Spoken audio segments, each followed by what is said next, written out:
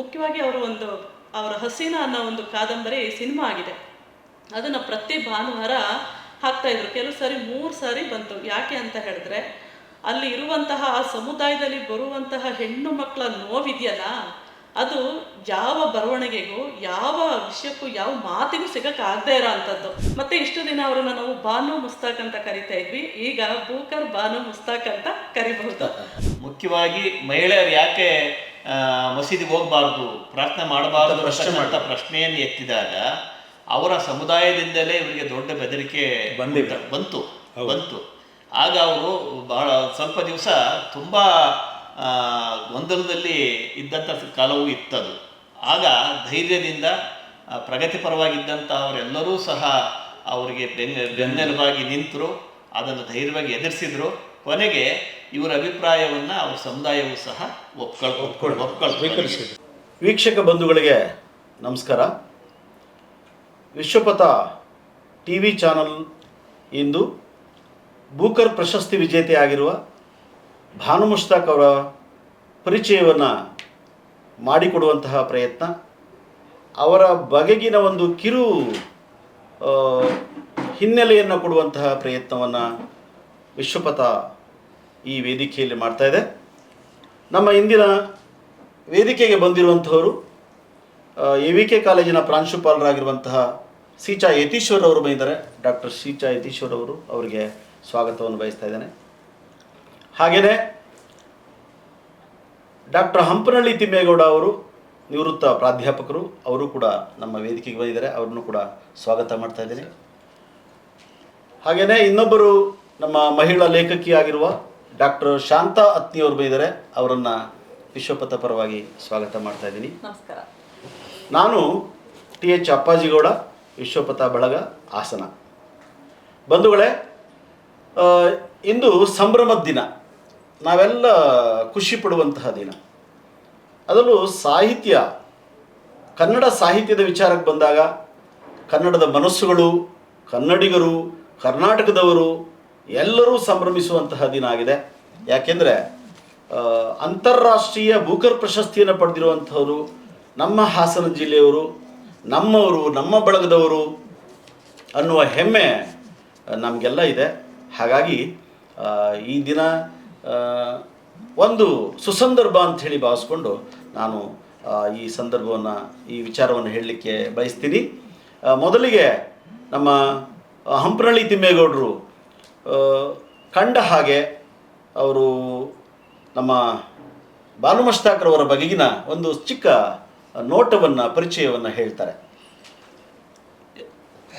ಎಲ್ಲ ವೀಕ್ಷಕ ಬಂಧುಗಳಿಗೆ ನನ್ನ ನಮಸ್ಕಾರಗಳು.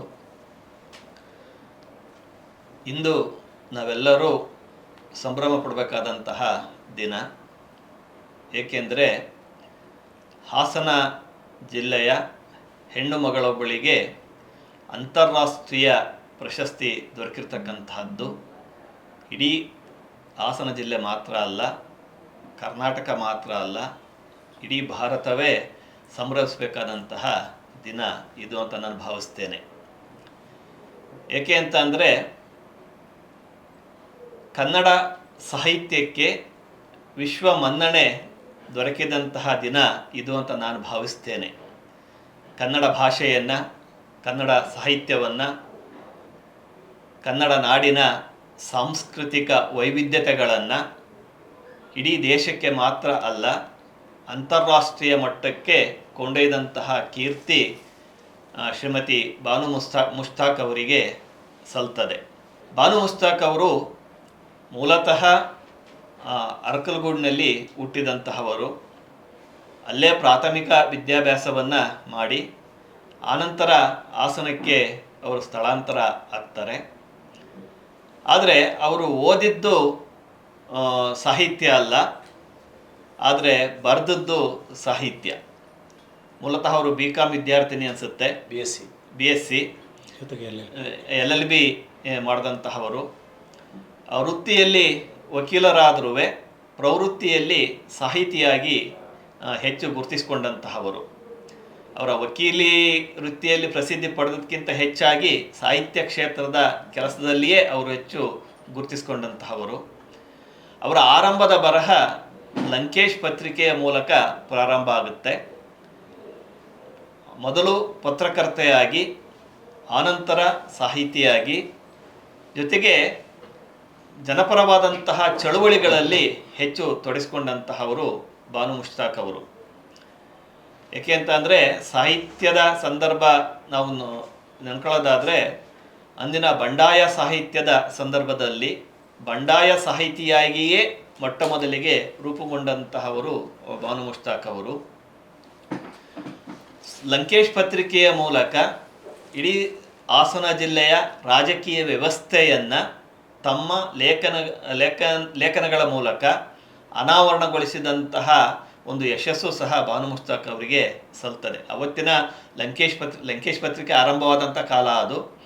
ಆ ಲಂಕೇಶ್ ಪತ್ರಿಕೆಯಲ್ಲಿ ಹಾಸನ ಜಿಲ್ಲೆಯ ರಾಜಕಾರಣವನ್ನು ನಿರ್ಭೀತಿಯಿಂದ ಅವರು ಬರಿತಾ ಇದ್ದರು. ನಾವಿನ್ನೂ ಆಗ MA ಅಧ್ಯಯನ ಮಾಡ್ತಾ ಇದ್ದಂಥ ಸಂದರ್ಭ.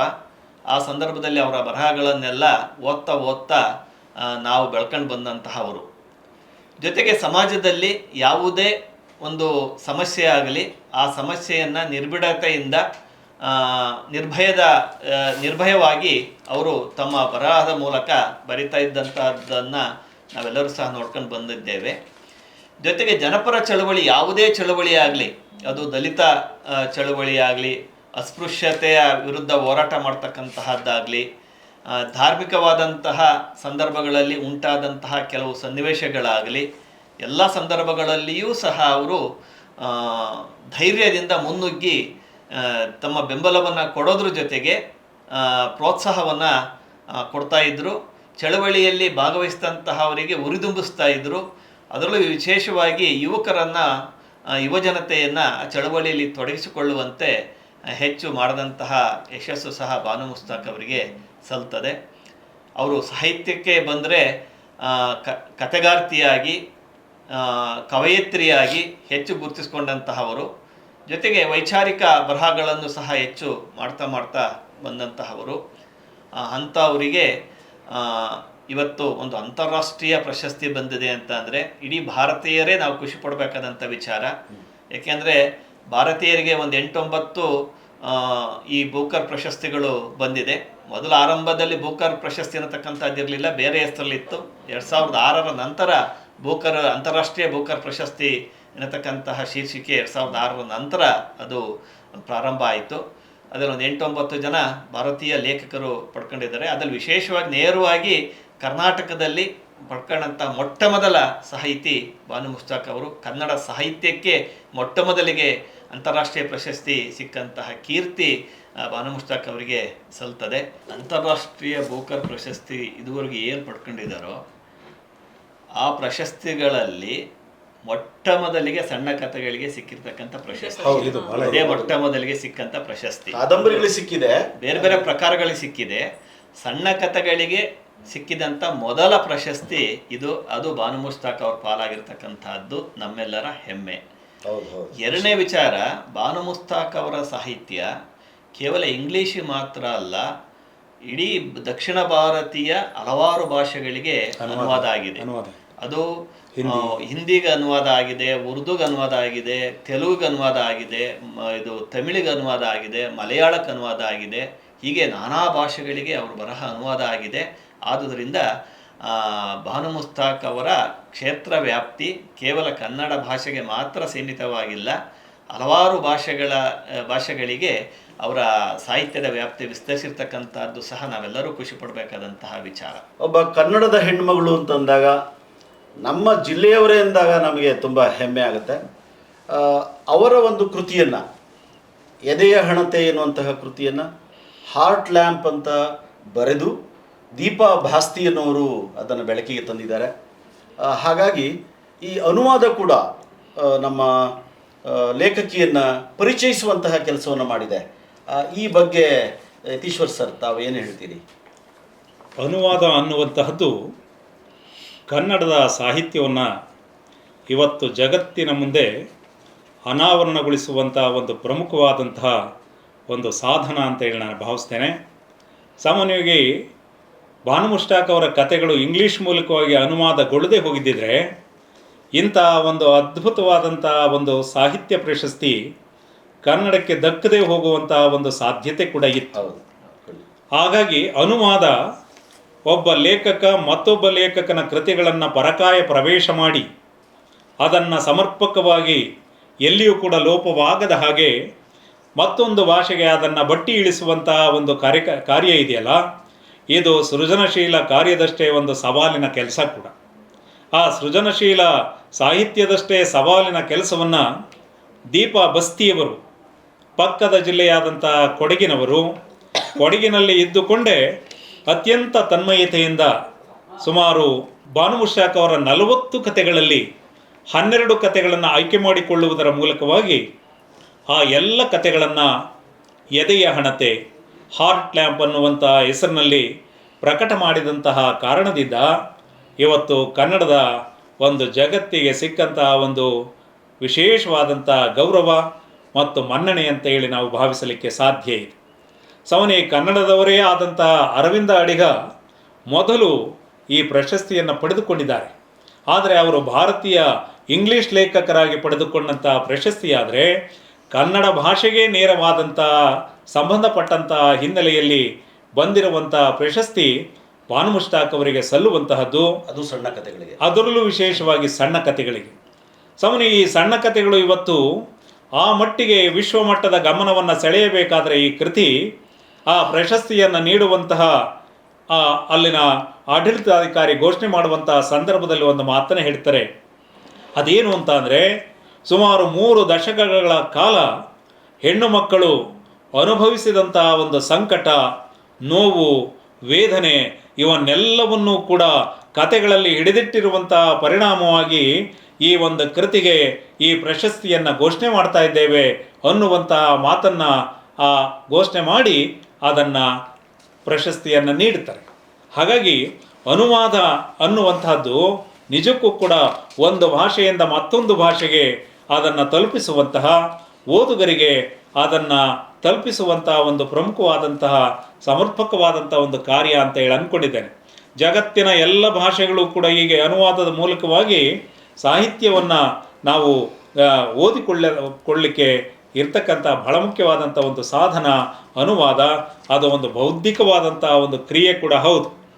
ಆ ಬೌದ್ಧಿಕವಾದಂಥ ಕ್ರಿಯೆಯನ್ನು ಸಾಮಾನ್ಯವಾಗಿ ದೀಪಾ ಬಸ್ತಿಯವರು ಸಮರ್ಪಕವಾಗಿ ನಿರ್ವಹಿಸುವುದರ ಮೂಲಕವಾಗಿ ಕೊನೆಯ ಸುತ್ತಿನಲ್ಲಿ 6 ಕೃತಿಗಳು ಅಲ್ಲಿ ಉಳಿದುಕೊಳ್ತವೆ.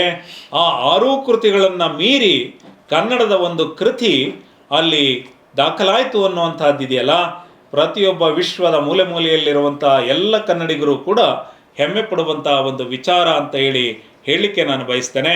ಹಾಗಾಗಿ ಇನ್ನೂ ಅನೇಕ ಕನ್ನಡದ ಕೃತಿಗಳು ಆಂಗ್ಲ ಭಾಷೆಯ ಮೂಲಕವಾಗಿ ಜಗತ್ತಿನ ಮುಂದೆ ಅನಾವರಣಗೊಳ್ಳುವಂಥ ಅಗತ್ಯ ಇದೆ.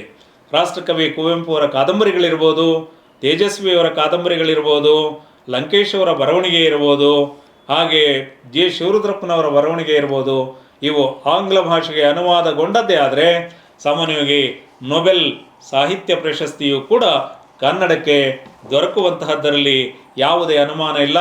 ಅಂತಹ ಪ್ರತಿಭಾವಂತ ಸಮರ್ಥ ಲೇಖಕರು ಕನ್ನಡದಲ್ಲಿ ಇದ್ದಾರೆ ಅನ್ನುವಂತಹದ್ದೇ ನಿಜಕ್ಕೂ ಕೂಡ ನಾವೆಲ್ಲರೂ ಕೂಡ ಹೆಮ್ಮೆ ಪಡುವಂತಹ ಒಂದು ಸಂಗತಿ.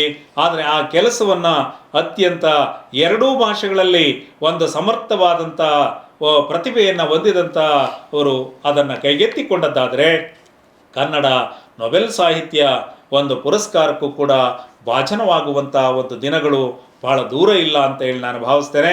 ಸಾಮಾನ್ಯವಾಗಿ ನಮ್ಮ ಹಾಸನದ ಒಬ್ಬ ಪ್ರಸಿದ್ಧ ವಕೀಲೆಯಾಗಿ ಚಳುವಳಿಯಲ್ಲಿ ಸಕ್ರಿಯವಾಗಿ ಪಾಲ್ಗೊಳ್ಳುವುದರ ಮೂಲಕವಾಗಿ, ಅದರ ಜೊತೆಗೆ ಎಲ್ಲ ಪ್ರಗತಿಪರ ಒಂದು ಚಿಂತನೆಗಳನ್ನು ಮೈಗೂಡಿಸಿಕೊಳ್ಳುವುದರ ಮೂಲಕವಾಗಿ ಆ ಒಂದು ತನ್ನ ಸುತ್ತಮುತ್ತಲ ಇರುವಂಥ ಸಮುದಾಯದ ನೋವುಗಳನ್ನು ದಾಖಲಿಸುವಂಥ ಒಬ್ಬ ಅಪರೂಪದ ಲೇಖಕಿ ಭಾನುಮುಷ್ತಾಕ್ ಅವರು. ಆ ಸಮುದಾಯದ ನೋವುಗಳನ್ನು ಎಷ್ಟೋ ಜನ ಅವರು ತಮ್ಮ ಸಮಸ್ಯೆಗಳನ್ನು ಹೇಳಿಕೊಂಡು ವಕೀಲರ ಹತ್ರ ಬಂದಾಗ ಆ ಸಮಸ್ಯೆಗಳನ್ನು ಕೇಳುವುದರ ಜೊತೆಗೆ ಆ ಸಮಸ್ಯೆಗಳನ್ನೇ ಕಥೆಯಾಗಿಸುವಂತಹ ಒಂದು ಕ್ರಿಯೆಯಲ್ಲಿ ಭಾನುಮುಷ್ತಾಕ್ ಅವರು ಅತ್ಯಂತ ಸಿದ್ಧಹಸ್ತರಾಗಿದ್ದಾರೆ ಅಂತ ಅನ್ನೋದಕ್ಕೆ ನಮ್ಮೊಳಗಿನ ಜರೀನ ಅನ್ನುವಂಥ ಒಂದು ಕತೆ ಅತ್ಯುತ್ತಮವಾದಂಥ ಒಂದು ನಿದರ್ಶನ ಅಂತ ಹೇಳಿ ನಾನು ಭಾವಿಸ್ತೇನೆ. ಒಬ್ಬ ಮುಸ್ಲಿಂ ಹೆಣ್ಣು ಮಗಳು ಗಂಡ ದುಡಿಯೋದಿಲ್ಲ, ಆಕೆಗೆ 2 ಮಕ್ಕಳಿದ್ದಾರೆ. ಆ ಸಂದರ್ಭದಲ್ಲಿ ಆಕೆ ಬಂದು ತನ್ನ ಕಷ್ಟವನ್ನು ಇವರ ಹತ್ರ ಹೇಳಿಕೊಳ್ತಾಳೆ. ಹೇಳಿಕೊಂಡಂತಹ ಸಂದರ್ಭದಲ್ಲಿ ಎಷ್ಟೆಲ್ಲ ಮಾಡಿ ಪ್ರಯತ್ನ ಪಟ್ಟರೂ ಕೂಡ, ಏನೆಲ್ಲ ಕನ್ವಿನ್ಸ್ ಮಾಡಿದರೂ ಕೂಡ ಒಂದು ಮಾಡಲಿಕ್ಕೆ ಸಾಧ್ಯ ಆಗೋದೇ ಇಲ್ಲ. ಅಂತಹ ಸಮಸ್ಯೆಗಳಿಗೆ ಒಂದು ರೀತಿಯಲ್ಲಿ ಕನ್ನಡಿ ಹಿಡಿಯುವಂಥ ಒಂದು ಕೆಲಸವನ್ನು ಬಾನು ಮುಷ್ತಾಕ್ ಅವರ ಕಥೆಗಳು ಭಾಳ ಸಮರ್ಪಕವಾಗಿ ಮಾಡಿವೆ ಅಂತ ಹೇಳಿ ನಾನು ಭಾವಿಸ್ತೇನೆ. ಆ ಹಿನ್ನೆಲೆಯಲ್ಲಿ ಸಮನ್ವಿಗೆ ಒಬ್ಬ ಅನುವಾದಕಿಯಾಗಿ ಕೂಡ ಕೆಲಸ ಮಾಡಿದಂಥವರು ಬಾನು ಮುಷ್ತಾಕ್ ಅವರು. ತಾರೀಖೆ ಫರಿಷ್ಠಾ ಅನ್ನುವಂತಹ ಕೃತಿಯನ್ನು, ಆದಿಲ್ ಶಾಹಿಗಳ ಕಾಲದ ಒಂದು ಚರಿತ್ರೆಯನ್ನು ಅವರು ಕನ್ನಡಕ್ಕೆ ಅನುವಾದವನ್ನು ಕೂಡ ಮಾಡಿದ್ದಾರೆ. ಅವರು ಮೂಲತಃ ಮೊದಲು ಉರ್ದು ಭಾಷೆಯನ್ನು ಓದಬೇಕು ಅಂತೇಳಿ ಅವರ ಮನೆಯವರು ಒತ್ತಾಯ ಮಾಡಿದಾಗ ಪ್ರಾಥಮಿಕ ಶಿಕ್ಷಣದಲ್ಲಿ ಉರ್ದು ಭಾಷೆ ಅವರಿಗೆ ತಲೆಗೆ ಹತ್ತುವುದಿಲ್ಲ, ಬೇಡನ ಅಂತ ಹೇಳಿ ತೀರ್ಮಾನ ಮಾಡ್ತಾರೆ. ಆ ನಂತರದಲ್ಲಿ ಕನ್ನಡ ಶಾಲೆಯಲ್ಲಿ ಓದುವಂತಹ ಒಂದು ಪ್ರಯತ್ನವನ್ನು ಮುಂದುವರಿಸಿ ಇವತ್ತು ಕನ್ನಡಕ್ಕೆ ಒಂದು ವಿಶೇಷವಾದಂತಹ ಗೌರವಕ್ಕೆ ಪಾತ್ರವಾಗುವಂತಹ ರೀತಿಯಲ್ಲಿ ನಾವೆಲ್ಲರೂ ಕೂಡ ಹೆಮ್ಮೆ ಪಡುವಂತಹ ದಿನ. ಹಾಗಾಗಿ ಬಾನು ಮುಷ್ತಾಕ್ ಅವರಿಗೆ ಈ ಸಂದರ್ಭದಲ್ಲಿ ನಮ್ಮ ಹಾಸನದ ಎಲ್ಲ ಜನತೆಯ ಪರವಾಗಿ, ಕರ್ನಾಟಕದ ಪ್ರತಿಯೊಬ್ಬ ಕನ್ನಡಿಗರ ಪರವಾಗಿ, ವಿಶ್ವದ ಮೂಲೆ ಮೂಲೆಯಲ್ಲಿರುವಂತಹ ಎಲ್ಲ ಕನ್ನಡಿಗರ ಪರವಾಗಿ ವಿಶೇಷವಾದಂತಹ ಅಭಿನಂದನೆಗಳನ್ನು ಹೇಳ್ತೇನೆ.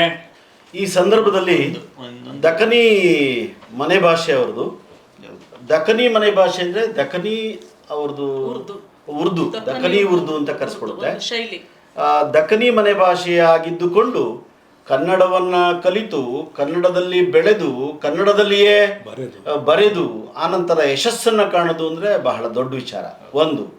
ಒಂದು ಹೆಣ್ಣು ಮಗಳಾಗಿದ್ದುಕೊಂಡು ಬರೆದಂತಹ ಕಥೆಯನ್ನು ಇನ್ನೊಂದು ಹೆಣ್ಣು ಮಗಳು ಅನುವಾದ ಮಾಡೋದು ಅಂತಂದರೆ ಹೆಣ್ಣು ಮಕ್ಕಳ ಭಾವನೆಗಳನ್ನು ಸೂಕ್ಷ್ಮವಾಗಿ ಅರಿಯಬಲ್ಲರು ಅನ್ನುವಂತಹ ಒಂದು ವಿಚಾರ.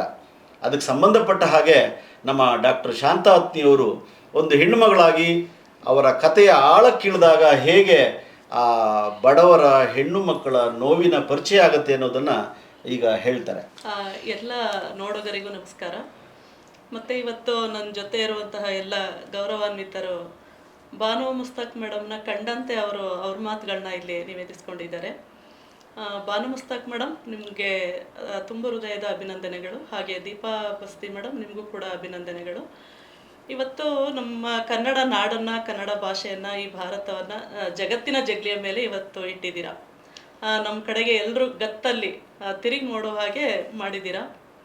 ಮತ್ತು ನಿಮ್ಮ ಬಗ್ಗೆ ನಾನು ಕಂಡ ಹಾಗೆ ನಾನು ಹೇಳ್ಕೋಬೇಕು ಅಂದರೆ, ನೀವು ಸಿಕ್ಕಾಗೆಲ್ಲ ನಮಗೆ ಒಂದು ಸಣ್ಣ ಮಾರ್ಗದರ್ಶನವನ್ನು ಮಾಡ್ತಾಯಿದ್ರಿ. ಹೆಣ್ಮಕ್ಳು ಅಂದರೆ ಹೇಗಿರಬೇಕು, ಹೇಗೆ ಬರಿಬೇಕು, ಹೇಗೆ ಬದುಕಬೇಕು, ಈ 3 ಪದಗಳನ್ನ ಇಟ್ಕೊಂಡು ನಮ್ಮನ್ನು ಒಂದು ರೀತಿ ಸಾಣೆ ಹಿಡಿತಾಯಿದ್ರು. ಮತ್ತು ಅವರು ಯಾವಾಗಲೂ ಹೇಳ್ತಾಯಿದ್ರು, ಏನು ದ್ವೇಷ ಮಾಡ್ತಾರೆ, ಏನು ಒಂದು ಸಮುದಾಯಕ್ಕೆ ಸೀಮಿತವಾಗಿ ನಮ್ಮನ್ನು ಒಂದು ಕಡೆಗಣ್ಣಲ್ಲಿ ನೋಡ್ತಾರೆ, ಅವರೆಲ್ಲರಿಗೂ ಕೂಡ ಇವತ್ತು ಒಂದು ಪಂಚರ್ ಹಾಕಿ ಅದು ಬರ್ದ ಹಾಗೆ ಬಂದ್ ಮಾಡಿದ್ದಾರೆ. ನಾವೆಲ್ಲರೂ ಪ್ರೀತಿ ವಿಶ್ವಾಸದಿಂದ ಬದುಕಬೇಕು ಅನ್ನೋದನ್ನು ಇವತ್ತು ನಮಗೆ ಅವರು ತೋರಿಸ್ಕೊಟ್ಟಿದ್ದಾರೆ. ಬಾನು ಮುಸ್ತಾಕ್ ಮೇಡಮ್ಮು ಜನವರಿಯಿಂದಲೇ ನಮಗೆ ಒಂದು ಏನೋ ಉದ್ವೇಗ ನಮಗೆ ಕ್ರಿಯೇಟ್ ಆಗಿತ್ತು. ಒಂದು ಸಣ್ಣ ವಿಷಯನ ನಾನು ನಿಮ್ಮ ಜೊತೆ ಹಂಚ್ಕೋಬೇಕು ಅಂತ ಹೇಳಿ ಸೋಷಿಯಲ್ ಮೀಡಿಯಾದಲ್ಲಿ ಹಾಕಿದರು. ಅದೇನು ಅಂತ ಓಪನ್ ಮಾಡಿ ನೋಡುವಾಗ ಬೂಕರ್ ಪ್ರಶಸ್ತಿಗೆ ನನ್ನ ಪುಸ್ತಕ ಕೂಡ ಲಿಸ್ಟಲ್ಲಿದೆ ಅಂತ ಹಾಕಿದರು. ನಾವು ಅದನ್ನು ನೋಡುವಾಗಲೇ ಒಂಥರ ಏನೋ ರೋಮಾಂಚನ ಆಗ್ತಾಯಿತ್ತು. ಹೌದಾ, ಮುಂದೆ ಇದು ಏನಾಗುತ್ತಪ್ಪ, ಫಲಿತಾಂಶ ನಮಗೆ ಸಿಗಬೇಕು ಅನ್ನೋ ಒಂದು ಎಷ್ಟು ಕುತೂಹಲ ಇತ್ತು, ಎಷ್ಟು ನಾವು ಒಳಗಡೆ ತುಂಬಾ ಒಂದು ಸೆನ್ಸೇಷನ್ ಇತ್ತು ನಮಗೆ. ಹಾಗೆ ಮಾರ್ಚು ಬರ್ತಾ ಬರ್ತಾ ಏನಾಯಿತು, ಈಗ ಶಾರ್ಟ್ ಲಿಸ್ಟ್ ಆಗಿದೆ. ಆ ಶಾರ್ಟ್ ಲಿಸ್ಟಲ್ಲಿ ನನ್ನ ಒಂದು ಕೃತಿನೂ ಕೂಡ ಇದೆ ಅಂತ ಅವರು ಹಾಕಿದರು. ಆವಾಗ ನಾನು ಅಂದ್ಕೊಂಡೆ, ಏನು ಮಹಿಳಾ ದಿನಾಚರಣೆ ಇದೆ ಮಾರ್ಚ್ 8, ವಿಶ್ವ ಮಹಿಳಾ ದಿನಾಚರಣೆ, ಮೇಡಮ್ ಅವ್ರಿಗೆ ಕೊಡ್ತಾ ಇರೋ ಒಂದು ಉಡುಗೊರೆ ಇದು. ಅವ್ರ ಮುಖಾಂತರ ಈ ನೆಲದ ಎಲ್ಲ ಹೆಣ್ಮಕ್ಳಿಗೂ ಕೊಡ್ತಾ ಇರೋ ಒಂದು ಉಡುಗೊರೆ ಇದಾಗಬಹುದು, ಇದು ನಮಗೆ ಬರಲಿ ಅನ್ನೋದು ಒಂದಿತ್ತು. ಬಾನು ಮುಸ್ತಾಕ್ನ ನಾವು ವೈಯಕ್ತಿಕವಾಗಿ ನೋಡೋದಾದರೆ, ಅವರು ಒಬ್ಬರು ವಕೀಲೆ, ಒಬ್ಬರು ನ್ಯಾಯವಾದಿ, ಮತ್ತು ಒಬ್ಬರು ಅಮ್ಮ, ಮತ್ತು ಸ್ನೇಹಿತೆ, ಗೆಳತಿ, ಮತ್ತು ಒಬ್ಬರು ಲೇಖಕಿ, ಒಬ್ಬರು ಸಾಹಿತಿ, ಅದಕ್ಕೂ ಮಿಗಿಲಾಗಿ ಒಂದು ಹೆಣ್ಣು. ಇವತ್ತು ನಮ್ಮ ಹೆಣ್ಮಕ್ಳನ್ನ 2ನೇ ದರ್ಜೆ ಪ್ರಜೆಯಾಗಿ ನೋಡ್ತಿರುವಂತಹ ಈ ಸಂದರ್ಭದಲ್ಲಿ ಅವರು ಗಟ್ಟಿಯಾಗಿ ನಿಂತು, ಹೆಣ್ಣು ಅಂದರೆ ಅಬಲೆ ಅಲ್ಲ, ಸಬಲೆ, ಏನು ಬೇಕಾದರೂ ಮಾಡಬಹುದು ಅನ್ನೋದನ್ನು ಅವರು ಈ ಒಂದು ಕೃತಿಯ ಮೂಲಕ ಅವರು ನಮಗೆ ಸಾಧಿಸಿ ತೋರಿಸ್ಕೊಟ್ಟಿದ್ದಾರೆ. ಈಗ ನಾವು ಆತ್ಮಸಾಕ್ಷಿಯ ಕಟಕಟೆಯಲ್ಲಿ ನಿಂತು ನೋಡೋದಾದರೆ, ಇವತ್ತು ಹೆಣ್ಣು ಜಾಸ್ತಿನ ಗಂಡು ಜಾಸ್ತಿನ ಅಂತ ಚರ್ಚೆ ಮಾಡುವ ಈ ಎಲ್ಲ ಹೊತ್ತಲ್ಲೂ ಕೂಡ ನನಗೆ ಮೇಡಮ್ಮು ಮತ್ತು ಹೆಣ್ತನನೇ ಮುಖ್ಯವಾಗಿ ನಿಲ್ಲುತ್ತೆ. ಅವ್ರ ತಾಯ್ತನ ಮುಖ್ಯವಾಗಿ ಅವರ ಹಸೀನಾ ಅನ್ನೋ ಒಂದು ಕಾದಂಬರಿ ಸಿನಿಮಾ ಆಗಿದೆ. ಅದನ್ನು ಪ್ರತಿ ಭಾನುವಾರ ಹಾಕ್ತಾಯಿದ್ರು. ಕೆಲವು ಸಾರಿ 3 ಸಾರಿ ಬಂತು. ಯಾಕೆ ಅಂತ ಹೇಳಿದ್ರೆ ಅಲ್ಲಿ ಇರುವಂತಹ ಆ ಸಮುದಾಯದಲ್ಲಿ ಬರುವಂತಹ ಹೆಣ್ಣು ಮಕ್ಕಳ ನೋವಿದೆಯಲ್ಲ, ಅದು ಯಾವ ಬರವಣಿಗೆಗೂ ಯಾವ ವಿಷಯಕ್ಕೂ ಯಾವ ಮಾತಿಗೂ ಸಿಗೋಕ್ಕಾಗದೇ ಇರೋ ಅಂಥದ್ದು. ಅಂಥ ಸೂಕ್ಷ್ಮ ಎಳೆಗಳನ್ನ ಇಟ್ಕೊಂಡು ಅದರಲ್ಲಿ ತಾರಾ ಅವರು ಮುಖ್ಯ ಭೂಮಿಕೆಯಲ್ಲಿ ಅನುಭವಿಸಿದ್ದಾರೆ, ಅದನ್ನು ಅಭಿನಯಿಸಿದ್ದಾರೆ. ಅವ್ರು ಅನುಭವಿಸುವ ನೋವುಗಳಿದೆಯಲ್ಲ 2 ಮಕ್ಕಳನ್ನ ಇಟ್ಕೊಂಡು ಅದನ್ನ ಹೇಳೋದಕ್ಕೆ ತುಂಬಾನೇ ಕಷ್ಟ ಆಗಂಥದ್ದು. ಅದಕ್ಕೂ ಕೂಡ ರಾಷ್ಟ್ರೀಯ ಪ್ರಶಸ್ತಿ ಬಂತು. ಆವಾಗಲೇ ನಮಗೆ ಬಾನು ಮುಸ್ತಕ್ ಅವರ ಒಂದು ಕಥೆಗಳಲ್ಲಿರುವಂತಹ ಗತ್ತು ಶಿಸ್ತು ಬಹುಮುಖ್ಯ ಒಂದು ಆಯಾಮ ಏನಿದೆ ಅಂತ ನಮ್ಗೆ ಅವತ್ತೇ ಎಲ್ರಿಗೂ ಗೊತ್ತಿತ್ತು. ಹಸೀನಾ ಅನ್ನುವಂಥ ಚಲನಚಿತ್ರ ಕರಿನಾಗರಗಳು ಅನ್ನುವಂಥ ಕಥೆಯನ್ನ ಆಧರಿಸಿ ಮಾಡಿದಂತ ಒಂದು ಚಲನಚಿತ್ರ. ಅದು ಮಾಡಿದಂಥದ್ದು ಭಾರತೀಯ ಸಂದರ್ಭದಲ್ಲಿ ಏಕಕಾಲದಲ್ಲಿ 3 ಪ್ರಶಸ್ತಿಗಳನ್ನು, ರಾಷ್ಟ್ರಮಟ್ಟದ ಪ್ರಶಸ್ತಿಗಳನ್ನು ಅದು ಪಡೆದುಕೊಂಡಂತಹದ್ದು. ಗಿರೀಶ್ ಕಾಸರವಳ್ಳಿ ಆ ಚಲನಚಿತ್ರವನ್ನು ನಿರ್ದೇಶನ ಮಾಡಿದ್ರು. ಇವ್ರ ತಂಗಿಯವರಿಗೆ ಒಂದು ಪ್ರಶಸ್ತಿ ಬಂದಿದೆ ಆ ಸಿನಿಮಾದಲ್ಲಿ. ಇದು ಪ್ರಸಾದನ ಕಲೆಗೆ ಬಾನು ಮುಸ್ತಕ್ ಅವ್ರ ತಂಗಿಯವರಿಗೆ ಪ್ರಶಸ್ತಿ ಬಂದಿದೆ. ಆಮೇಲೆ ಅವರು ಬಡವರ ಮಗಳು ಹೆಣ್ಣಲ್ಲ ಅನ್ನೋ ಒಂದು ಕಥಾ ಸಂಕಲನ ಇದೆ. ಬಡವರ ಮಗಳು ಹೆಣ್ಣಲ್ಲ ಅಂತ ಅಂದರೆ ನಾವಿಲ್ಲಿ ತಕ್ಷಣ ಏನು ನೋಡ್ತೀವಿ ಅಂದರೆ ಆರ್ಥಿಕವಾಗಿ ನೋಡ್ತೀವಿ. ಬಡವರು ಅಂದರೆ ಬಡತನ ಅಂದರೆ ಆರ್ಥಿಕತೆ ಇಲ್ಲ ಅಂತ ಕಾರಣಕ್ಕೆ. ಆದರೆ ಅದಲ್ಲ. ಬಡವರ ಮಗಳು ಹೆಣ್ಣಲ್ಲ, ಅವಳು ಗಂಡು ಅಂತ. ಬಡವ್ರ ಮನೆಯಲ್ಲಿ ದುಡ್ಡಿಲ್ಲ, ಆದರೆ ಅವಳು ದುಡಿತಾಳೆ, ಅವಳಿಗೆ ಶಕ್ತಿ ಇದೆ, ಅವಳಿಗೆ ಭೌತಿಕತೆ ಇದೆ, ಆದರೆ ಯಾರು ಕೆಲಸ ಕೊಡ್ತಾ ಇಲ್ಲ. ಯಾಕೆ ಅಂದರೆ ಅವಳು ಬಡವರು. ಅವಳು ಮುಂದೆ ಹೋಗಿ ನಿಂತ್ಕೊಂಡ್ರೆ ಅವಳು ಒಂದು ಹೆಣ್ಣು ಶರೀರನ ಮಾತ್ರ ನೋಡ್ತಾ ಇದ್ದಾರೆ. ಅವಳಲ್ಲಿರುವಂತಹ ಪ್ರತಿಭೆಯನ್ನ, ಅವಳಲ್ಲಿರುವಂತಹ ತಾಕತ್ತನ್ನ ಗುರುತಿಸ್ತಾ ಇಲ್ಲ. ಆದ್ರೆ ಅವಳಲ್ಲಿದೆ ಹಠ ಇದೆ, ಛಲ ಇದೆ, ಸ್ವಾಭಿಮಾನ ಇದೆ. ನಾನು ಬದುಕಬೇಕು, ನನ್ನ ಸಂಸಾರವನ್ನ ಒಂದು ಗುಬ್ಬಚ್ಚಿ ಗೂಡಿನಿಂದ ಒಂದು ವಿಶ್ವ ಪರಂಪರೆಗೆ ಅದನ್ನ ತರಬೇಕು ಅನ್ನೋ ಛಲ ಇದೆ. ಆದ್ರೆ ಅವಳನ್ನ ನೀವು ಹೆಣ್ಣಾಗಿ ನೋಡ್ಬೇಡಿ ಅಂತ. ಮತ್ತೆ ಇನ್ನೂ ಒಂದು ಕಥೆಯಲ್ಲಿ ಹೇಳ್ತಾರೆ, ಹೆಣ್ಣಾಗು ಪ್ರಭುವೆ ಒಮ್ಮೆ ಅಂತ ಹೇಳಿ. ಅಂದ್ರೆ ಅವಳ ನೋವು ಎಷ್ಟಿದೆ. ಅವಳು ಒಂದು ಮುಟ್ಟಾದ ಸಂದರ್ಭದಲ್ಲಿ ಎಲ್ಲರೂ ಅವಳನ್ನು ಆಚೆಗಿಡ್ತಾರೆ. ಈ ಒಂದು ಸಂದರ್ಭ ಏನು ಅಂತ ಹೇಳಿದ್ರೆ ಎಲ್ಲ ಸಮುದಾಯದಲ್ಲೂ, ಎಲ್ಲ ಭಾಷೆಯಲ್ಲೂ, ಎಲ್ಲ ದೇಶದಲ್ಲೂ, ಎಲ್ಲ ಮನೆಗಳಲ್ಲೂ ಇರುವಂತಹ ಒಂದು ನೋವಿನ ವಿಚಾರ. ಅದಕ್ಕೆ ಅವ್ರು ಹೇಳ್ತಾರೆ, ಮೇಡಮು, ಹೆಣ್ಣಾಗು ಪ್ರಭುವೆ ಒಮ್ಮೆ ನೀನು ನೋಡು ಅವತ್ತಿನ ಕಷ್ಟ ಏನಿದೆ ಅಂತ. ಅದು ನಾವಾಗಿ ಮಾಡ್ಕೊಳ್ಳೋ ಅಂಥದ್ದಲ್ಲ, ಅದು ಪ್ರಕೃತಿಲಿ ಬರೋ ಅಂತಹ ಒಂದು ಕ್ರಿಯೆ. ನೀನು ಒಂದ್ಸರಿ ಹೆಣ್ಣಾಗು, ನಿನಗೂ ಗೊತ್ತಾಗುತ್ತೆ. ಆ ದೇವರು ನೀನು ನಮ್ಮನ್ನು ಆ ದಿನಗಳಲ್ಲೂ ಸ್ವೀಕರಿಸು ಅನ್ನೋ ಒಂದು ಮಾತನ್ನ ಅವರಲ್ಲಿ ಆ ಅರ್ಥ ಬರೋ ಹಾಗೆ ಹೇಳ್ತಾರೆ. ಇದೇ ಸಂದರ್ಭದಲ್ಲಿ ಒಂದು ಮಾತು ನಿಮಗೆ ಪೂರಕವಾಗಿ, ಆ ಕಥೆಗಳಲ್ಲಿ ಬರುವ ಪುರುಷ ಪಾತ್ರಗಳ ಬಗ್ಗೆ ನಿಮಗೆ ಏನಂತ ಅನ್ಸುತ್ತೆ? ಅದೇ ಪುರುಷ ಪಾತ್ರಗಳು ಅಂತಂದ್ರೆ ಹೆಣ್ಮಕ್ಳನ್ನ ಅವರು ಒಂದು ಗೌರವಯುತವಾಗಿಯೇ ನಡೆಸ್ಕೋಬೇಕು. ಅವ್ರು ಯಾವುದೇ ಆಗಿರಲಿ, ತನ್ನ ಸ್ವಂತ ಅಕ್ಕನೇ ಇರಲಿ, ತಂಗಿನೇ ಇರಲಿ, ತಾಯಿನೇ ಇರಲಿ. ನಮ್ಮನೆ ಹೆಣ್ಮಕ್ಳನ್ನ ನಾವು ಯಾವ ಥರ ನೋಡ್ತೀವಿ, ಬೇರೆ ಹೆಣ್ಮಕ್ಳು ನಾವು ಆ ಥರನೇ ನೋಡಬೇಕು ಅನ್ನೋದು ಒಂದು. ಆದರೆ ಸ್ವಕುಟುಂಬದಲ್ಲೇ ನಮ್ಮವರಿಂದಲೇ ನಾವು ಅನುಭವಿಸುವಂತಹ ಹೆಚ್ಚು ನೋವುಗಳು ನಮ್ಮ ಕುಟುಂಬದವರಿಂದ. ಈಗ ಉದಾಹರಣೆಗೆ ತಂದೆ ಆದವರು ಏನು ಮಾಡ್ತಾರೆ, ಬಾಲ್ಯದಲ್ಲಿರುವಾಗಲೂ ನಮ್ಮನ್ನು ಬಂಧಿಸಿ ಇಡ್ತಾರೆ ಹೆಣ್ಮಕ್ಳನ್ನ. ಅಲ್ಲಿ ಹೋಗ್ಬಾರ್ದು, ಅದು ಮಾತಾಡಬಾರ್ದು, ನಿನ್ನ ಡ್ರೆಸ್ ಆಗಿರಬೇಕು, ನೀನು ಹೀಗೆ ಮಾತಾಡಬೇಕು, ಹೀಗಿರಬೇಕು. ಯಾಕೆ ಅಂದರೆ ನಮ್ಮನ್ನು ಅವತ್ತು ಮಾರುಕಟ್ಟೆನಲ್ಲಿ ಇಟ್ಟಿರ್ತಾರೆ. ಏನು ಮಾರುಕಟ್ಟೆ ಅಂದರೆ ಮದುವೆ ಮಾರುಕಟ್ಟೆ. ನೀನು ಇಲ್ಲಿ ಶಿಸ್ತಾಗಿರಲಿಲ್ಲ ಅಂದರೆ ನಮಗೆ ಮದುವೆ ಮಾಡೋಕ್ಕೆ ಕಷ್ಟ ಆಗುತ್ತೆ, ವರದಕ್ಷಿಣೆ ಜಾಸ್ತಿ ಕೊಡಬೇಕಾಗುತ್ತೆ, ನಿನ್ನನ್ನು ಯಾರು ತಂದ್ಕೊಳ್ಳಲ್ಲ, ಅಥವಾ ನೀನೊಂದು ಮದುವೆ ಮಾಡಿದ್ರೆ ನಿನ್ನನ್ನು ಹೀಯಾಡಿಸ್ತಾರೆ, ನಿನ್ನ ಹಿನ್ನೆಲೆಯನ್ನು ಕೆದಕ್ತಾರೆ ಅಂತ. ಹಾಗೆ ನಾವು ಯೌವನಕ್ಕೆ ಬಂದರೆ ಗಂಡ ಶುರು ಮಾಡ್ಕೊತಾನೆ, ನೀನು ಹಾಗೆ ಇರಬೇಕು ಅಂತ. ಒಂದು ರೀತಿ ಬಂಧನನೇ ಅದು.